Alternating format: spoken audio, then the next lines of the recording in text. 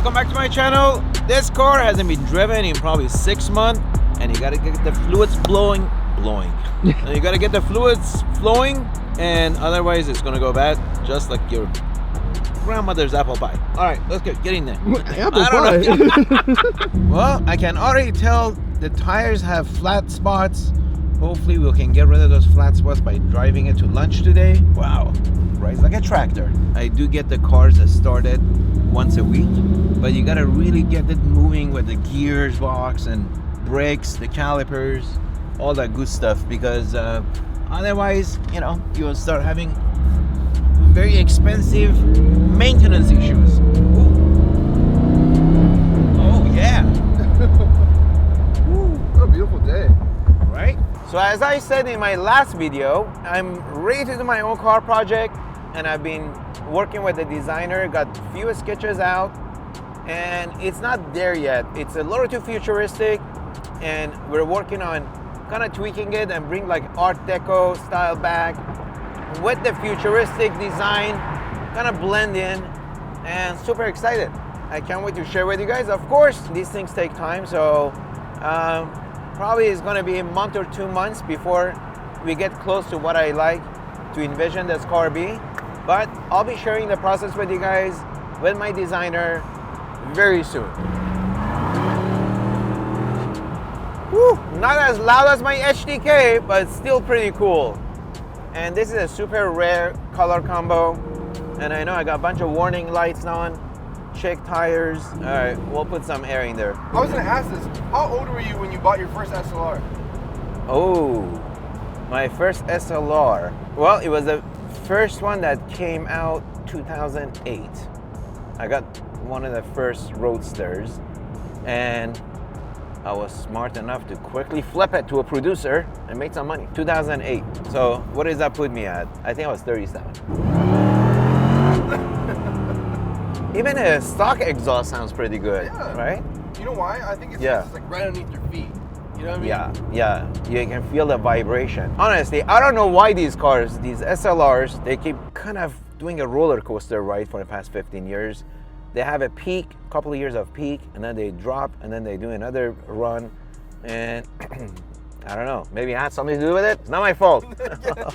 No, historically, they've kind of been involved. They go in cycles, and right now they're kind of soft, but I was lucky to sell a few of them in the past 18 months, 24 months with good profit, and I'm probably going to pick some more up on this down cycle.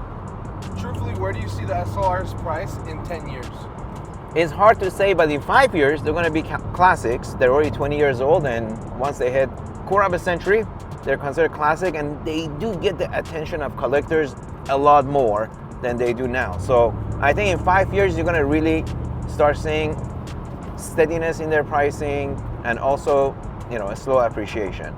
Because think about it, this, in fact, is piece of history in automotive that's never going to happen again, and they're amazing car.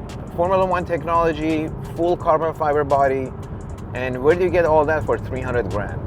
You can't. Now, where do you see the Sterling Moss in 5 years? What is it at I would right say now? 7. Right now it's like 3.5 to 4 million. 4 million? You think 7 million? Oh yeah.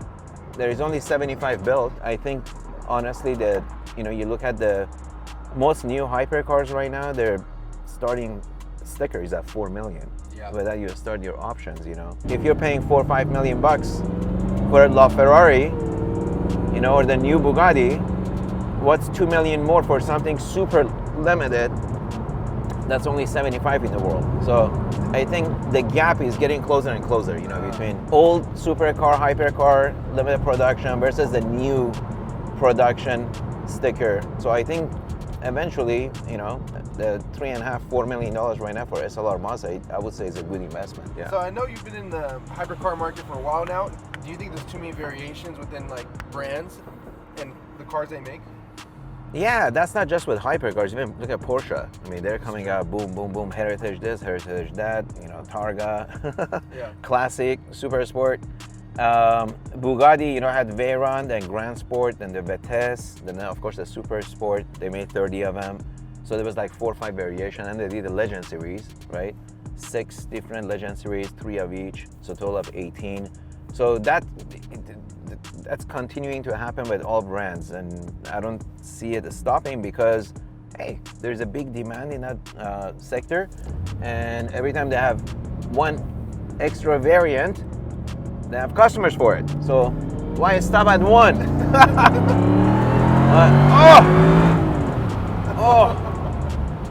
Very nice. No, let me do it. Very nice. I haven't said that in a while. I know, right? But anyhow, yeah, there's too many options. So that's why I think it's kind of getting into a danger zone too. Like, which one are you going to invest in? Because at the end of the day, no one's buying 1 or 2 hypercars. Maybe they are, I mean, for fun. But if you're buying 5, 10 hypercars, I mean, it's a lot of money, and you got to think, hey, what's the, destiny of this brand, and what is the market going to demand in the future? So I don't know. It's scary because a lot of these brands are new. Hey, the shocks are working. How much are shocks again? These things are $1,500 each. But as you use them, they start becoming functional. See, this wasn't working, but now it's staying up. That's why you gotta drive them, not every day, but once in a while. Well, that was a great lunch. Thankful for this beautiful day and a full stomach. And now I gotta put this puppy back in his home. So.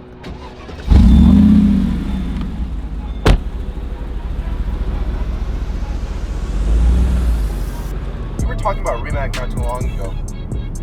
Why have you not decided to purchase any Rimac cars? Mate Rimac is incredible, visionary, engineer, genius in automotive.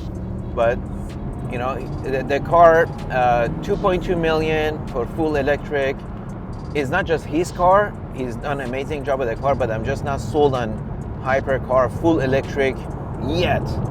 But who knows? Maybe in a few years, where that becomes the norm, he's definitely going to be leading the pack with his technology for full electric. Now, do you see Koenigsegg coming out with a full electric car? I don't know. I mean, obviously hybrid. He's got the Gamera, right? I just don't know. I don't know. Koenigsegg, I envision always pistons running. Yeah. Woo! Talking about pistons running, the Hennessy F5. What do you think about that? John has done an incredible job redoing the car entirely. This new generation of his Hennessy F5 is incredible. Love it. But he has invited me to go to Houston and take a test drive. So I may take him up on that very soon and do a video. Well, guys, this was great. And I hope you guys had amazing Easter last week. And I'm excited to share with you guys more about the car project in the coming weeks. With that said, be safe, be well. God bless you. Never give up. Keep climbing the ladder of life. See you guys on the next one.